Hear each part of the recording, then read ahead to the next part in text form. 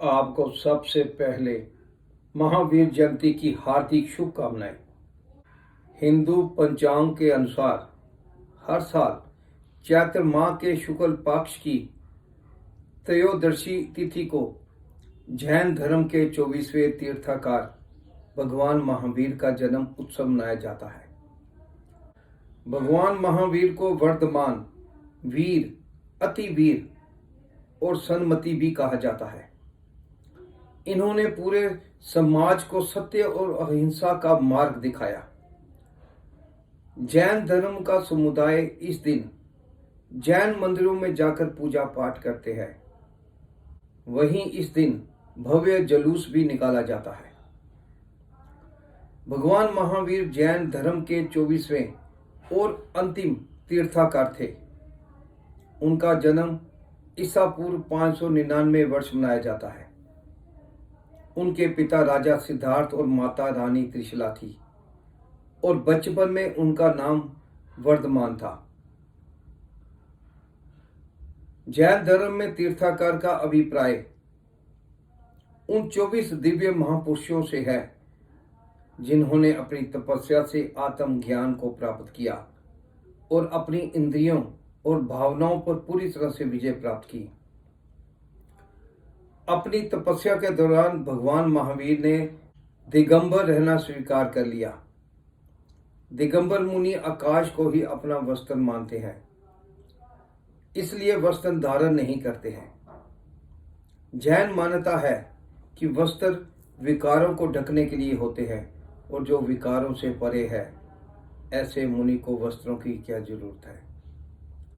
भगवान महावीर के प्रारंभिक 30 वर्ष राजसी भैरव एवं विलास के दलदल में कमल के समान रहे। उसके बाद 12 वर्ष घनघोर जंगल में मंगल साधना और आत्म जागृति की आराधना में वे इतने लीन हो गए कि उनके शरीर के कपड़े गिरकर अलग होते गए। भगवान महावीर की 12 वर्ष की मौन तपस्या के बाद उन्हें केवल ज्ञान प्राप्त हुआ। केवल ज्ञान प्राप्त होने के बाद 30 वर्ष तक महावीर ने जन कल्याण हेतु 4 तीर्थों साधु, सांध्वी, श्रावक, श्राविका की रचना की। भगवान महावीर का आत्म धर्म जगत की प्रत्येक आत्मा के लिए सम्मान था। उनका कहना था कि हम दूसरों के प्रति भी वही व्यवहार व विचार रखें जो हम स्वयं को पसंद हो। यही उनका जियो और जीने दो का सिद्धांत है।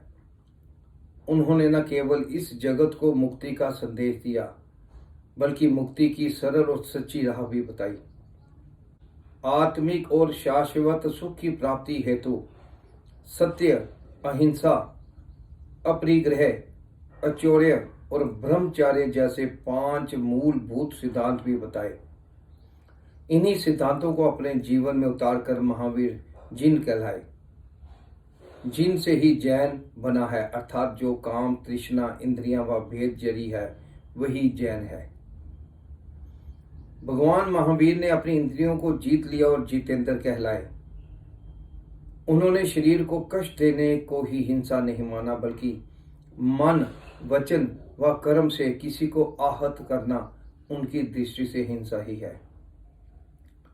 क्षमा के बारे में भगवान महावीर कहते हैं, मैं सब जीवों से क्षमा चाहता हूँ। जगत के सभी जीवों के प्रति मेरी मैत्री भाव है। मेरा किसी से वैर नहीं है। मैं सच्चे हृदय से धर्म में स्थिर हुआ हूँ।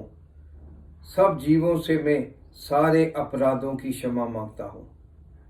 सब जीवों ने मेरे प्रति जो अपराध किए हैं उन्हें मैं क्षमा करता हूँ। भगवान महावीर जी के वचन हैं, किसी आत्मा की सबसे बड़ी गलती अपने असल रूप को ना पहचानना है और ये केवल आत्म ज्ञान प्राप्त करके ही ठीक किया जा सकता है। खुद पर विजय प्राप्त करना लाखों शत्रुओं पर विजय प्राप्त करने से बेहतर है। असली शत्रु व्यक्ति के भीतर है। वो शत्रु हैं क्रोध, घमंड, लालच, असक्ति और नफरत। सभी जीवित प्राणियों के प्रति सम्मान अहिंसा है।